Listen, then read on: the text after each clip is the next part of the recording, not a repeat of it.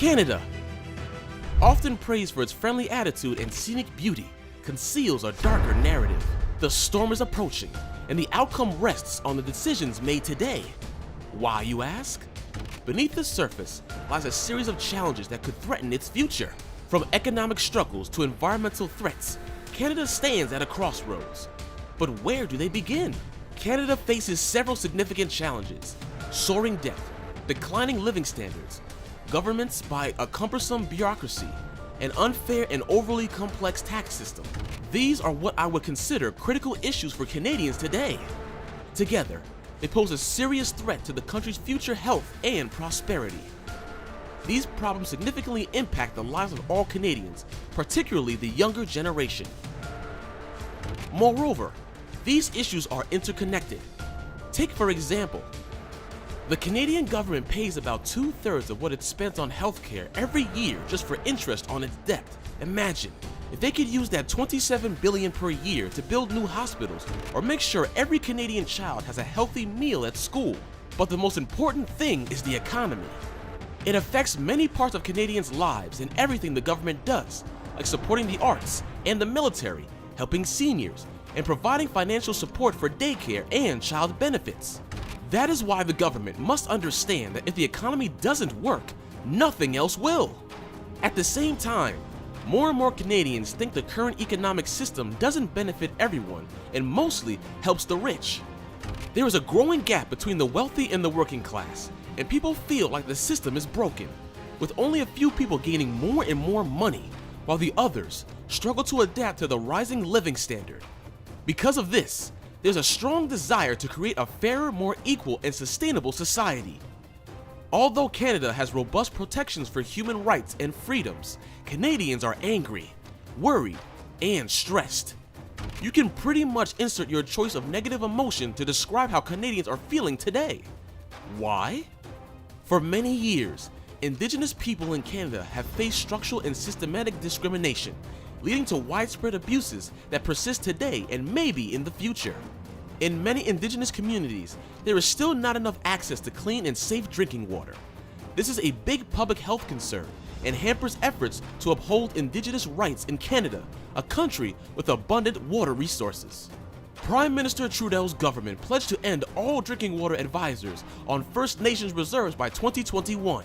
However, as of September 2021, 28 First Nations communities across Canada still had long-term water advisories, indicating that their water is not safe to drink. In July, Canada signed a $14 billion settlement agreement to compensate First Nations children and families who were unnecessarily taken into government care due to a lack of funding for child and family services in Indigenous communities. Now, things are much worse than we think. Remember March 2020? It was a time of uncertainty and fear. People closed down almost everything to stop COVID from spreading. Businesses, schools, and even hanging out with friends and family were limited. Fast forward to now, we are mostly vaccinated, COVID worries are down, and the economy is doing well. But strangely for Canadians, they are still as worried and upset as before. What happened? The worries about the pandemic have been replaced by other issues. Some, like healthcare, climate change, and an aging population, were problems even before the pandemic.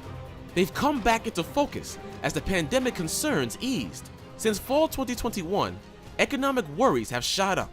People are concerned about the cost of living, young folks struggling to buy homes, and older Canadians fearing they'll outlive their savings. Now, government approval is at a low point, and trust in the Canadian government is dropping. Canadians are looking at the long list of urgent issues and their declining quality of life, asking, can the government of Canada handle this? Many Canadians have their doubts.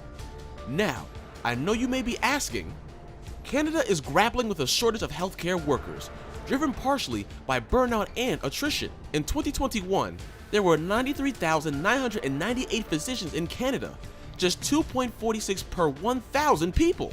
In comparison, the United States had 2.6 physicians per 1,000 people in 2018, and the United Kingdom had 5.8 in 2019. The impact is felt most in hospitals, where a surge in respiratory illness last fall led to long wait times in emergency departments. Some patients even had to be treated there due to a lack of staffed beds, resulting in high-profile deaths where timely care could have made a difference, as lamented by their families.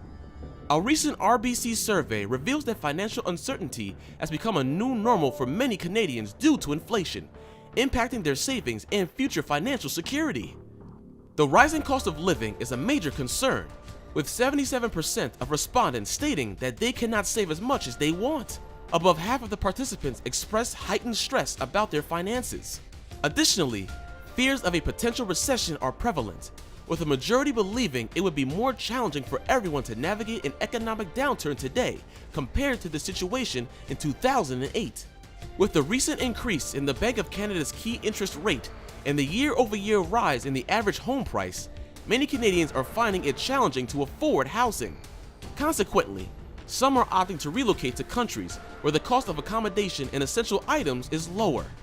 Although data from Statistics Canada indicate a net increase in immigration, daily departures of Canadians are notable.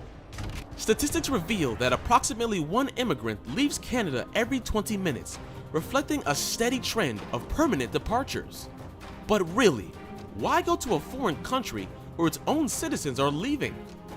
Now, did you know that Canada is among the top 10 global greenhouse gas emitters and one of the highest per capita emitters in the world? Yup, you heard that right. Another major problem that's topping up the already unimaginable list. Canada faces criticism for contributing to the climate crisis and impacting human rights globally. Despite the Trudeau government re-election in 2021 and repeated promises to take ambitious actions to reduce greenhouse gas emissions, concerns persist. The government's Emissions Reduction Plan, ERP, released in March, aims to cut emissions by 40 to 45% below 2005 levels by 2030. However, experts argue that these goals are insufficient to meet the Paris Agreement target of limiting global warming to 1.5 degrees Celsius above pre-industrial levels. Canada is a major public financier of fossil fuels among G20 nations, projecting increased oil and gas production until 2050. The oil sands, known for a high carbon intensity, continue to be exploited, including on First Nations lands. This contradicts the government's human rights obligation to implement robust climate mitigation policies. The British Columbia Coroner's Report in June 2022 criticized the inadequate government response during the June 2021 heat dome, resulting in 619 deaths, mostly among older people and those with disabilities. While the province hosted limited engagements with heat-sensitive populations, there's an uncertainty about how recommendations from lived experiences will influence government policy. The July release of BC's climate adaptation strategy includes steps to address heat risks, but lacks discussion on applying these measures to at-risk populations. Canada, with its breathtaking landscapes and diverse communities, is facing critical challenges highlighted by international bodies. If Canada doesn't take decisive action, it risks jeopardizing its future. Let's stay informed, engage in discussions, and advocate for positive change. Together, we may in one way or another shape a better future for Canada. Don't forget to like, share, and subscribe for more updates on these crucial issues. Your involvement matters.